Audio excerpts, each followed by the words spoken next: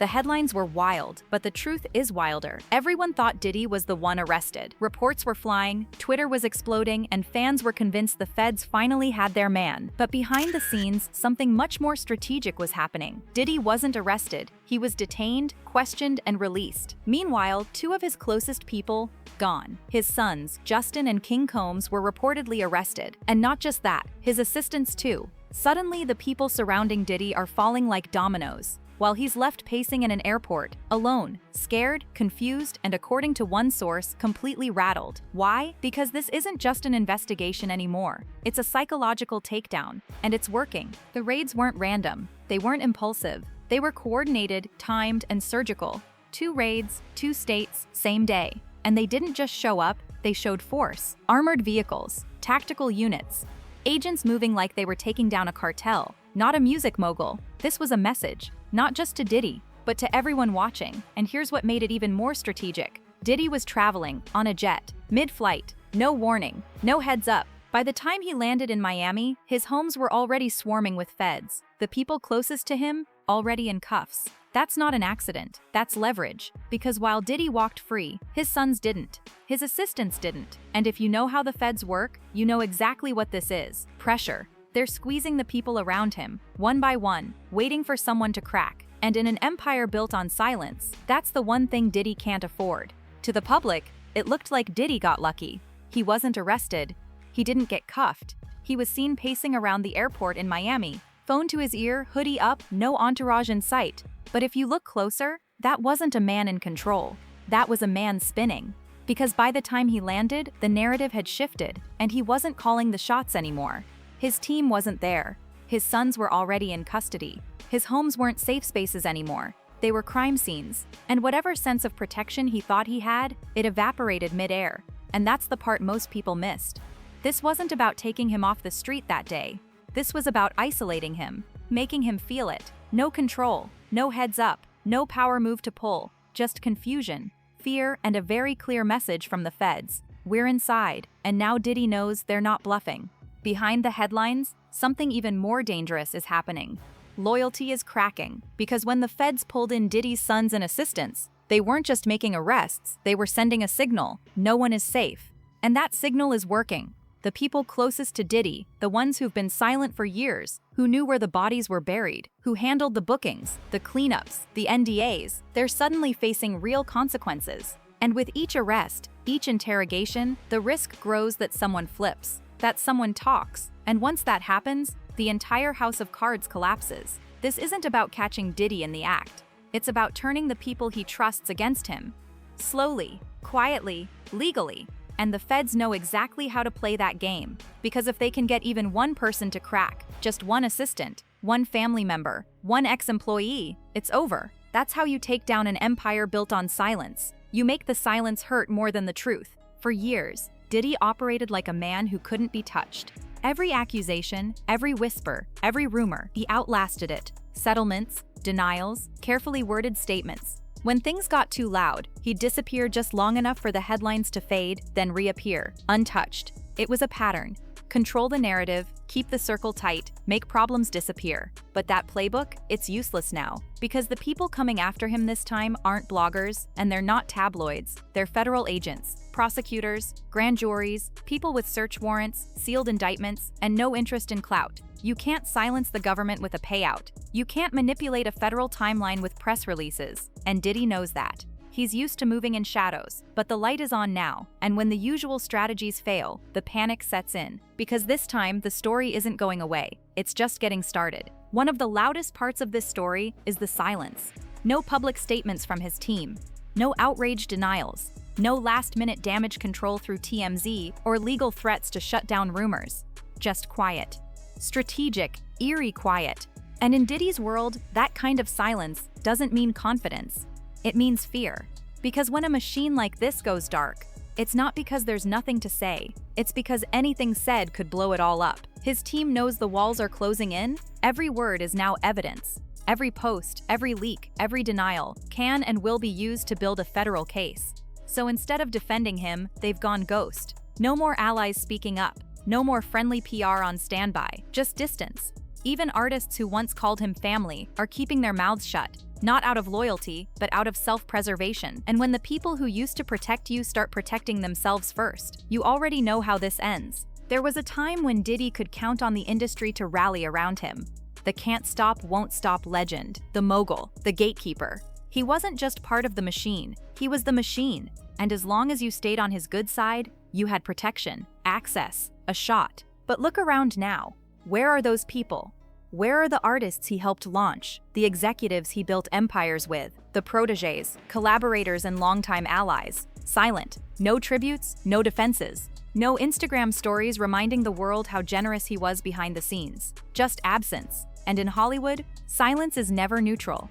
It's a calculation, a quiet collective pivot. Because when a power figure starts to fall, everyone scrambles to create distance before the fire spreads. And what we're seeing now is that even Diddy's legacy can't outrun accountability. When the industry stops answering your calls, you're no longer the gatekeeper, you're the liability. This isn't just a scandal, this is a full system breakdown. Because what's happening to Diddy right now isn't just about one man's downfall, it's about the dismantling of a decades-long empire that thrived in the shadows. An empire built on image, intimidation, and influence. For years, Diddy didn't just navigate the industry, he controlled it. He decided who got in the room, who got pushed, and who got buried. And anyone who dared to challenge that balance, they were erased quietly. But that control is gone now. And worse for him, it's unraveling publicly. Think about it. The raids weren't leaked by accident. The timing wasn't sloppy. This was coordinated by people who knew exactly how to apply pressure, not just legally but psychologically. Raids on both coasts, assistants arrested, sons detained, and Diddy forced to watch it all unfold in real time. That wasn't law enforcement being aggressive. That was a message. You are no longer untouchable. And the deeper fear, it's not even the charges, it's what's still to come. The unknown, the sealed files, the people flipping, the whispers in boardrooms, the executives distancing themselves behind the scenes while publicly staying neutral. Because here's what Diddy knows. This doesn't end with headlines. It ends in courtrooms, in testimonies, in depositions that pull back the curtain on everything, the money, the manipulation, the people who enabled it all. And once that curtain is pulled, it's not just his empire that falls, it's everyone who protected it. This isn't phase 2 of a scandal. It's the beginning of a collapse that's going to expose the blueprint behind how power was abused and how many people helped him do it. For Diddy, this isn't just about surviving a news cycle. This is about surviving the fallout of exposure. Because once the feds move in, it's not just the headlines that matter. It's the documents, the files, the people lining up to tell their side of the story. And right now, that list is growing. Think about how many people have been silenced over the years, through NDAs, through settlements, through sheer fear of losing their careers. But when someone like Diddy starts to lose power, those same people stop being afraid. And once that fear is gone, the truth becomes leverage. Former assistants, producers, security, artists, even former friends, all of them suddenly have something valuable, their story. And in a case like this, where the feds are looking for patterns, not just incidents, those stories don't just matter, they connect the dots. And Diddy knows it. That's why you're seeing silence from his side, not out of strength, but out of survival mode.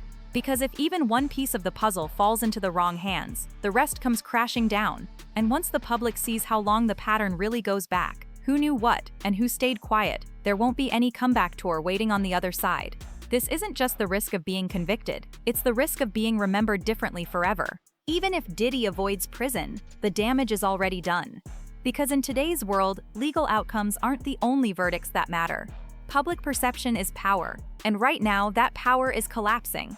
Endorsements have gone quiet. Business partnerships are pulling back. The artists who once sang his praises aren't saying a word. And the culture that once crowned him a legend is now re-examining every moment of that legacy under a darker light. This isn't just a scandal, it's a rebrand in reverse.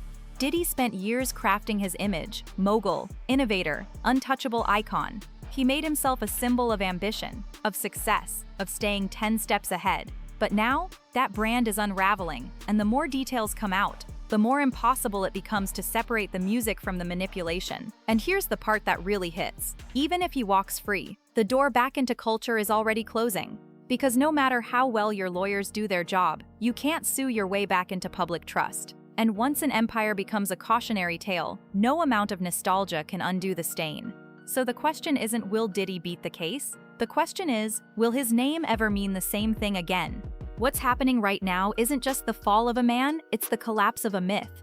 For decades, Diddy was a symbol of untouchable success. Not just wealthy, not just famous, but bulletproof.